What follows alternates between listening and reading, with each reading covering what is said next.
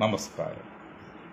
ഞാൻ മൊയ്തീൻ ഷാ വിഷയിലേക്ക് എല്ലാവർക്കും സ്വാഗതം. ബഹുമാന്യരെ, പരിശുദ്ധമായ ഹജ്ജിൻ്റെ കർമ്മങ്ങൾ നിർവഹിക്കുന്ന എല്ലാ ഹാജിമാർക്കും എൻ്റെയും എൻ്റെ പാർട്ടിയുടെയും അഭിനന്ദനങ്ങളും ആശംസകളും.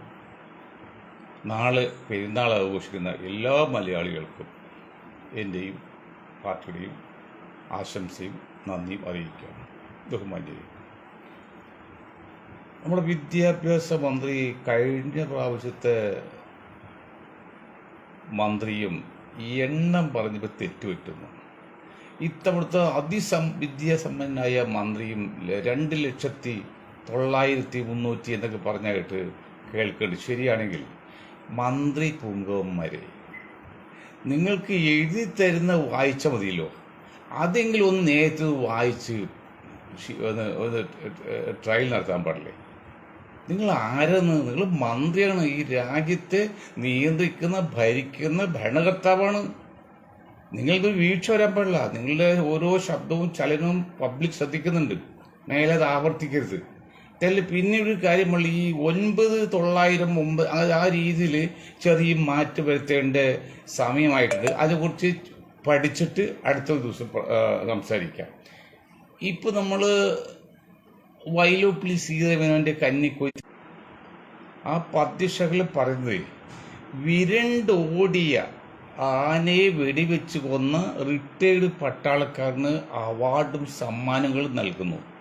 അപ്പോൾ കവി ചോദിക്കുകയാണ്, അതിൻ്റെ 70 വർഷം മുൻപ് കവി ചോദിക്കുകയാണ്, എന്തുകൊണ്ടാണ് ആന വിരണ്ടോടിയത്? അതാരും ശ്രദ്ധിച്ചില്ല. പകലന്തിയോളവും പിന്നെ വെളുപ്പങ്കാലവും വിശ്രമമില്ലാതെ വേണ്ടത്ര ഭക്ഷണമില്ലാതെ പണിയെടുപ്പിച്ച് അവശനായി വന്ന ആനയെ മരത്തിൽ തളക്കാൻ ശ്രമിച്ചപ്പോൾ വെടിക്കെട്ടിന്റെ ശബ്ദം കേട്ട് ആനക്കാരൻ കുറ്റി ലോക്ക് ചെയ്യാൻ പറ്റിയില്ല. ആനക്കാരൻ ഓടി ആന ഓടി പോയത് ആനയാണ്, ആടോ പട്ടിയല്ല. അപ്പൊ കുറച്ച് പെരുക്കൾ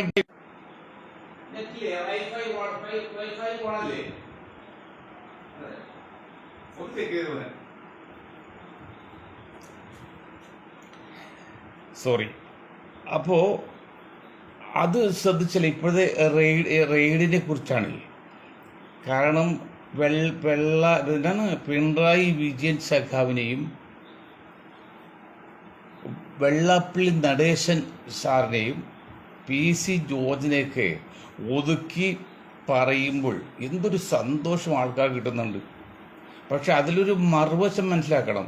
ഈ പിണറായി സഖാവും പിന്നെ വെള്ളാപ്പള്ളിയും PC ജോർജൊക്കെ വാസ്തവത്തിൽ പിന്നോക്ക ന്യൂനപക്ഷത്തിൽപ്പെട്ട ആൾക്കാരാണ്. അപ്പോൾ അവരെ സംബന്ധിച്ച് ഇവിടുത്തെ വർഗീയ ഫാസിസ്റ്റുകളെ, RSSനും അല്ലെങ്കിൽ വർഗീയ പിന്നെ മുന്നോക്ക സമുദായമല്ല, വർഗീയ ഫാസിസം ഒരു സിസ്റ്റമുണ്ട്.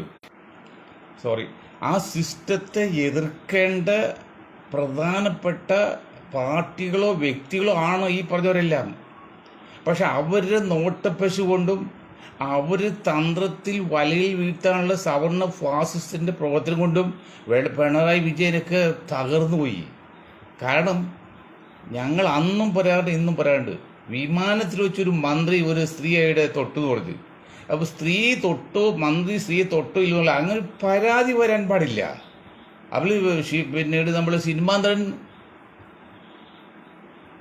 ഒരു കേസ് വന്നപ്പം പറഞ്ഞു, അദ്ദേഹം അത് ദിലീപ് ചെയ്തെന്ന് ഞങ്ങൾ ഒരിക്കലും പറഞ്ഞില്ല. പക്ഷെ അങ്ങനെ പരാതി വരാൻ പാടില്ല. അതുപോലെ മുഖ്യമന്ത്രി ആകെ എന്ന് പറഞ്ഞാൽ ഒരു പരമാധികാരിയാണ്.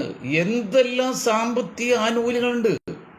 അതിന് പുറമെ ഈ കൊച്ചു നക്കാപ്പിച്ചൊക്കെ ഇടപെട്ട് നിങ്ങളുടെ പേരിൽ ഇതുപോലൊരു റെയ്ഡിന് വേണ്ടി EDO അല്ലെങ്കിൽ മറ്റ് പോലീസ് സന്നാഹവും വരാൻ പാടില്ലായിരുന്നു. നിങ്ങൾ തെറ്റിയതെന്ന് ഞങ്ങൾ ഇപ്പോഴും പറയുന്നില്ല. പിണറായി വിജയൻ സഖാവ് അങ്ങ് അഴിമതി ചെയ്തതെന്ന് ഞങ്ങൾ ഇപ്പോഴും പറയുന്നില്ല. പക്ഷെ അങ്ങനെ ഒരു ആരോപണത്തിന്റെ പേരിൽ ഒരു പോലീസ് റെയ്ഡ് വരാൻ പാടില്ലായിരുന്നു. അവിടെയാണ് വിഷയം. അപ്പോൾ എന്നാൽ ഇപ്പോൾ സഖാക്കൾ പറഞ്ഞ് 80 ലക്ഷം സഖാക്കളുടെ കേരളത്തിൽ, അത് പിണറായിയുടെ സംരക്ഷണത്തിന് വേണ്ടി രംഗത്തിറക്കും. ഈ സഖാക്കളെ മണ്ട ശിരോമണി, അതൊന്നും ശരിയല്ല. ഞാൻ ഒരു കാര്യം പറയാം, നിങ്ങളെക്കാൾ മാന്യനായ ഒരാളായിരുന്നു കോടിയേരി ബാലകൃഷ്ണൻ. ജെന്റിൽമാൻ, സഖാവാണെങ്കിലും മര്യാദക്കാരൻ. ആ മര്യാദക്കാരൻ്റെ വീട്ടിൽ പോലീസ് റെയ്ഡ് വന്നപ്പോഴേ എന്താണ് ഈ പിണറായി സഖാ പറഞ്ഞത്? അത് നിയമത്തിന് വഴിക്ക് പോട്ടേന്ന്. കറക്റ്റാണ്. ഇപ്പൊ പിണറായിയുടെ വീട്ടിൽ വന്നപ്പോൾ ഈ കള്ള സഖാക്കൾ ആയിരക്കണക്ക് വന്ന് സമരത്തിൽ നാണാവില്ല നിങ്ങൾക്ക്. കളവ് ചെയ്തു പറഞ്ഞുകൊണ്ട് പോലീസ് അന്വേഷണം വരുമ്പോൾ സംരക്ഷണം കൊടുക്കുന്ന സഖാക്കള് നിങ്ങൾക്ക് നാടിന് ഭാരമാണ്, നാടിന് ഭാരമാണ്. ഞാൻ ഇത്രയും പരുഷമായിട്ടൊന്നും പറയില്ല സഖാക്കളെ കുറിച്ച്. സഖാക്കളൊക്കെ നാടിന് വേണ്ടതാണ്. പക്ഷെ കാണുന്ന ഓരോ വിക്രികളും എന്താ കാണിച്ചുകൊണ്ടിരുന്നത്? മുഖ്യമന്ത്രി എന്ന് പറഞ്ഞാൽ തന്നെ എല്ലാ സന്നാഹോട്ട് എത്ര ആയിരം രൂപ കിട്ടുന്നത്.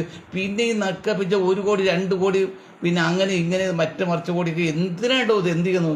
ഇത്രയും പണക്കടയിലും മനസ്സമാധാനം മരിക്കാൻ പറ്റൂനി? അത് സപ്പോർട്ട് ചെയ്യ ഒരു പാർട്ടി, എതിർക്ക വേറെ പാർട്ടി. ഇവിടെ ജനങ്ങൾ കഷ്ടപ്പെടുന്നു. ഇന്നത്തെ വില കൂടിയില്ലോ. ഞാൻ ഇന്നലെ പറഞ്ഞില്ലേ, കേന്ദ്ര ഗവൺമെന്റ് വാങ്ങിനേക്കാൾ ഇരട്ടി ടാക്സ് സ്റ്റേറ്റ് ഗവൺമെന്റ് വാങ്ങുന്നുണ്ട്. അതങ്ങോട്ട് കുറച്ചുകൂടെ നിങ്ങൾക്ക് കേന്ദ്ര ഗവൺമെന്റ് വാങ്ങിച്ചോലെ നിങ്ങൾക്ക് ആയിക്കൂടെ? അത് മുഖ്യമന്ത്രിയല്ലേ ചെയ്യേണ്ടത്. എന്നിട്ട് ബസ്സിൽ യാത്രകൾ ഫ്രീ ആണ്, അത് മാറ്റി വരും. എന്തൊരു അന്യായമാണ്. അവർ എല്ലാവർക്കും 5000 കൊടുക്കും, 4000 കൊടുക്കും. ഇതൊക്കെ എന്താ ചെയ്യുക? ജനങ്ങൾ എന്താ മനസ്സിലാക്കുക? എല്ലാവർക്കും 4000 കൊടുക്കുന്ന ഒരു പരസ്യം കാണുന്നുണ്ട്. കേന്ദ്ര ഗവൺമെന്റ് എല്ലാവർക്കും 5000 കൊടുക്കുന്നു. അങ്ങനെ കൊടുക്കേണ്ട ആവശ്യം അർഹതപ്പെട്ടിൽ കൊടുക്കുള്ളൂ.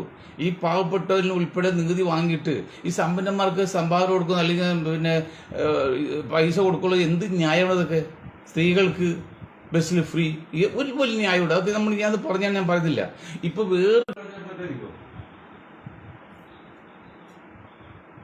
അതുപോലെ ഇപ്പൊ ഈ പാറ്റയുടെ പുറകിൽ പോകുന്ന കോൺഗ്രസ്, പിന്നീട് മമത, ഇന്നലെ ഞാൻ പറഞ്ഞല്ലോ. ഇപ്പൊ അടുത്ത ഒരു പരിപാടി എന്നറിയോ?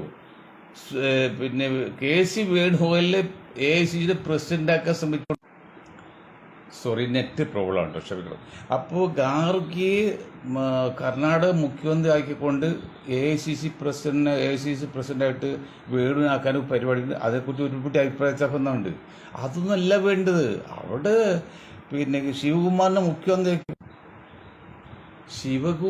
മുഖ്യമന്ത്രി ആക്കിക്കൊണ്ട് ഈ പ്രായമുള്ളൊരു വയസ്സന്മാർക്ക് മാറ്റി ഇളം തലമുറക്ക് നിങ്ങൾ അവസരം കൊടുക്കുക. അവസരം കൊടുത്തില്ലെങ്കിൽ കൊടുക്കാത്തതിൻ്റെ ഫലമാണല്ലോ ഇപ്പൊ ഈ പാറ്റയും പൂമ്പാറ്റയൊക്കെ വന്നിരിക്കുന്നത്.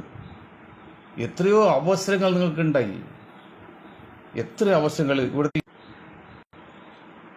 പ്രതിപക്ഷ പാർട്ടികൾക്ക് എത്രയോ അവസരം ഉണ്ടായി. അത് ചെയ്യാതെ ഇതിന്റെ പേരിൽ പാറ്റയൊക്കെ വന്ന് വരുമ്പോൾ അതിനെയും അവർ BJP ഗവൺമെന്റ് വിലക്കെടുക്കും. അങ്ങനെ സംഭവിക്കുന്നത്. അപ്പോൾ അതിവിടെ ഞാൻ പെരുമ്പാറൂർ ഭാഗത്താണ്. അതാണ് നെറ്റിൻ്റെ പ്രോബ്ലമാണ്. ഞാൻ ഏതായാലും ഈ പരിപാടി വേഗം നിർത്താൻ പോവാണ്. അപ്പോൾ അങ്ങനെ ചെയ്യാത്തതിൻ്റെ ഫലമല്ലേ ഇപ്പോൾ ഈ കോക്രോച്ച് പാർട്ടിയൊക്കെ വരുന്നത്. എവിടെയാണ് നിങ്ങൾ ശ്രദ്ധിക്കുന്നത്? എന്താണ് നിങ്ങളുടെ ഉദ്ദേശം? ഒരൊറ്റ രാഷ്ട്രമീമാംസ ഇല്ലാതെ പോയില്ലോ പ്രതിപക്ഷത്ത്. ഇപ്പോൾ അതിനെല്ലാം BJP വിലക്കെടുക്കും. അങ്ങനെ എല്ലാം വിലക്കെടുത്ത് അവരെ പിന്നീട് അവരെല്ലാ ആധിപത്യം മുന്നോട്ട് പോകുന്ന രീതിയിലേക്കാണ് സംഭവിക്കാൻ പോകുന്നത്. അതിന് രാഹുലിനോ അല്ലെങ്കിൽ മമതക്കൊന്നും പരിഹരിക്കാൻ പറ്റില്ല. അത്ര സങ്കീർണമാണ്.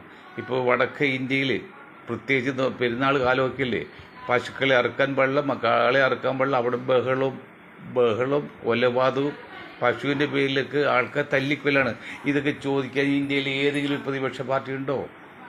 എന്താണ് നിങ്ങളുടെ പണി? നിങ്ങൾക്ക് എന്താണ് ഉത്തരവാദിത്വം? അവസാനം കോക്രോച്ച് പാർട്ടിയൊക്കെ വന്ന് മുന്നോട്ട് ബോഡി വന്നു. സങ്കടമുണ്ട് ഇക്കാര്യത്തിൽ കേട്ടോ, സങ്കടമുണ്ട്. ഇതുപോലത്തെ കള്ളന്മാരുടെ മേഖലയിൽ പോയി ഇന്ത്യൻ പൊളിറ്റിക്സ്.